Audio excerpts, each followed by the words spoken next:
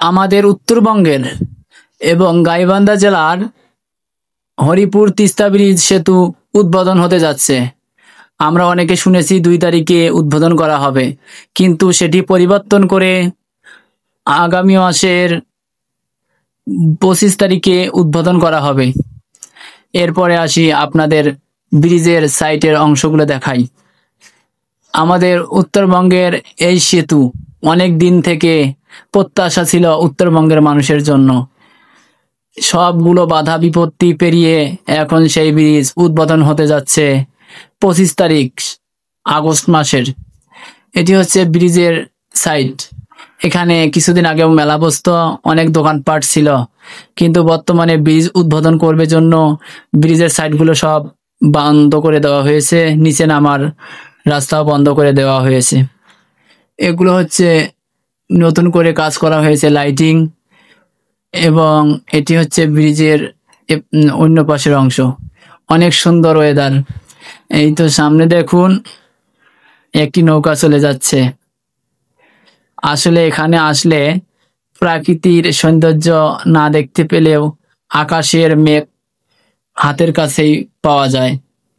আকাশে মেঘ ছুটে চলছে, সেই সাথে চলছে নৌকায় করে মানুষ।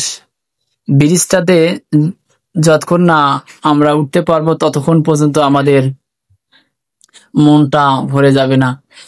আগে উত্তরবঙ্গের মানুষ, বিশেষ করে কুড়িগ্রাম এবং আশেপাশের জেলাগুলো, ঢাকায় যেতে অনেক সময় লাগতো, সেগুলো এখন সময় অনেক কমে যাবে। আমরা ব্রিজের এখন তলে অবস্থান করতেছি।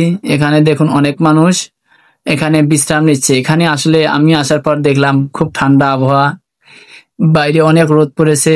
এখানে নৌকা ঘাট, এখান থেকে ব্রিজের ওই ওই পারে যাওয়া যায় ওই নৌকাতে করে।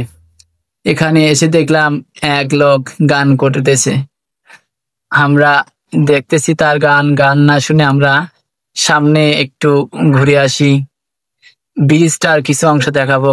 অনেক মানুষ দেখি এখানে এসে ভিডিও করতেছে, তো আমিও ভিডিও করে ফেললাম। তো আমি যতদূর পর্যন্ত ফোন দিয়ে টানা যায় টানলাম, কিন্তু হচ্ছিল না। তারপরে আমরা দেখি কে গান বলতেছিল, তার ভিডিওটা একটু শুট করলাম। তারপরে আমরা হরিপুর সিরিজের দৃশ্যগুলো দেখতে দেখতে অ্যাঙ্গেল করে সাইডের অংশগুলো দেখাচ্ছি। অনেক মানুষ এখানে এসে বলে এটা কত দূরত্ব বা কত কিলোমিটার এই ব্রিজ, অনেক মানুষ এই প্রশ্ন করে। তো অনেকেই দূর দূরান্ত থেকে এই ব্রিজটা দেখতে আসে। আসলে ব্রিজের দেখুন ওয়েদারটা আজকে অনেক সুন্দর, অনেক সুন্দর একটি ওয়েদার। তবে এটি কুড়িগ্রামবাসীর জন্য এখন ঢাকায় যাওয়ার রাস্তা সহজ হয়ে গেল। এতে করে উত্তরবঙ্গের মানুষের অনেক জমি এখন আবাদ করতে পারবে, কারণ তাদের অনেক জমি অল্প বন্যাতেই তলিয়ে যেত।